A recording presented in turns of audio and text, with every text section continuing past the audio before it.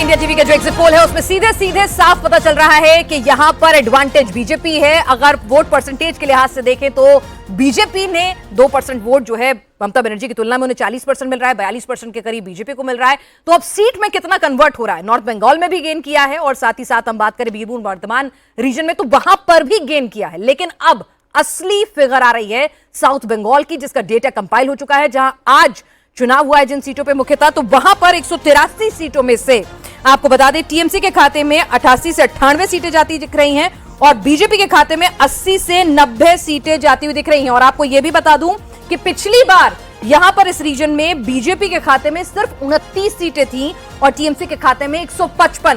तो यहीं से बीजेपी ने सरकार बनाने का रास्ता अपने लिए निकाल लिया है। तो सीधे सीधे एक मेजर गेन यहां पर हुआ है 69 सीटों का।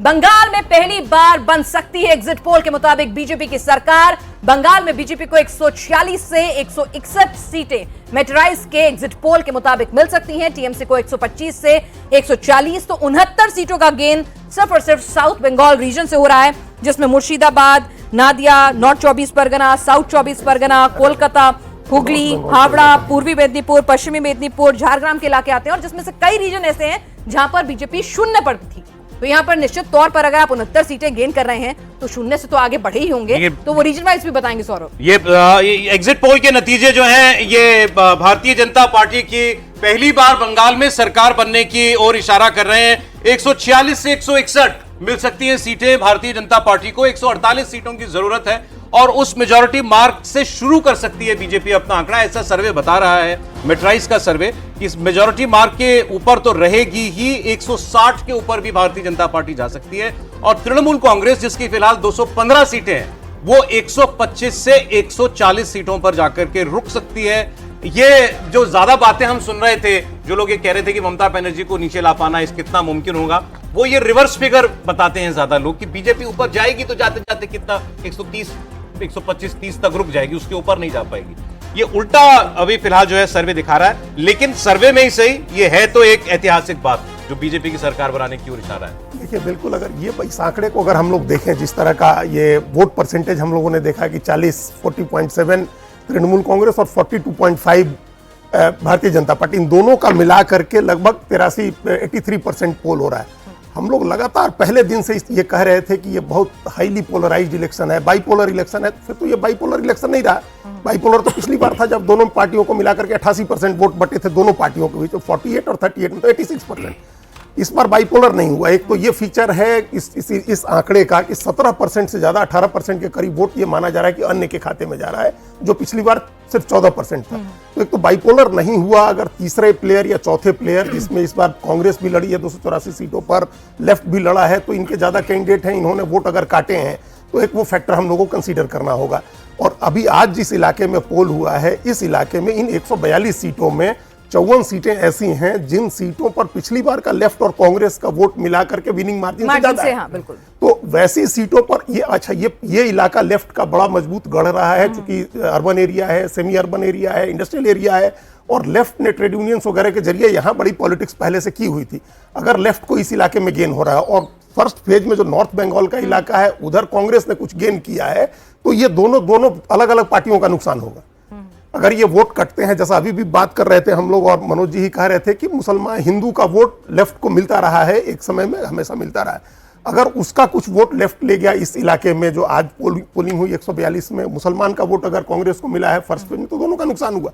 तो बाइपोलर इलेक्शन अगर नहीं हुआ है और ये फिगर है आंकड़ों के, तो फिर ये चीजें बहुत फ्लूइड हैं, ये बदल भी सकती हैं ये चीजें, क्योंकि हम ये इस तरह से जो 17% अगर कह रहे हैं कि 18% अन्य को गया है, तो वो एक थोड़ा मानने में हमको थोड़ी अभी भी परेशानी हो रही है। कम होगा उल्टा, बल्कि उनका कम होगा और हो सकता है कि फिर बीजेपी और तृणमूल के वोट में थोड़ी ज्यादा बढ़ोतरी हो जाए। और एक बात हम इसको कंक्लूड कर दें सौरभ जी, एक बात, अगर जिस तरह से अगर ये आंकड़ा रहता है कि 40.7 तृणमूल कांग्रेस, तो फिर इतनी सीटें नहीं आएंगी तृणमूल कांग्रेस को। फिर 100 सीट पहुंचना तृणमूल कांग्रेस के लिए मुश्किल होगा अगर ये फिगर रहता है। लेकिन तृणमूल कांग्रेस का तो खाता ही जो है वो कहते हैं कि 80 से तो नंबर ही शुरू होता है, फिर मुस्लिम सीटों में भी मतलब सेंधमारी लग गई। भाई जो सीटें हैं जहां 67% 66% मुस्लिम वोट है, वहां तो 95% मुसलमान का वोट गया है तृणमूल कांग्रेस को। मैं ये चीज समझना चाह रहा हूं सर, ये साउथ बंगाल में 80 से 90 सीटें साउथ बंगाल में मेट्राइज सर्वे दे रहा है, जहां पिछली बार 18 सीटें थी भारतीय जनता पार्टी की। अगर ये है तो फिर तो कॉन्टेस्ट ही नहीं होना चाहिए, मतलब फिर तो वन साइडेड कॉन्टेस्ट जीतना चाहिए।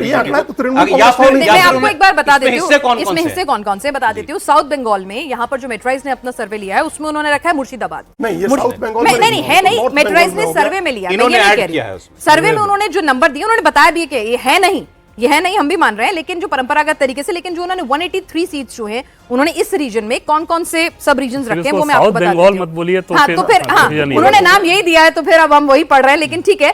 मुर्शिदाबाद रखा है उन्होंने, ये जो 183 सीट्स हैं जिसमें मुर्शिदाबाद की 22 सीटें हैं जिसमें बीजेपी के खाते में 2 थी, टीएमसी के खाते में 20 है।